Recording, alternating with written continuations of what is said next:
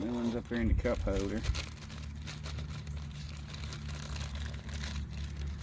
This is a company called Sten's new switch. Purdy. Looks just like the old switch. You just set her in.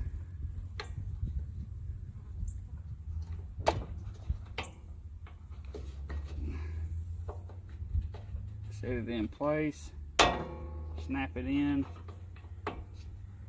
Plug it in. Put the original key in because they don't come with a key. Everything is clicking.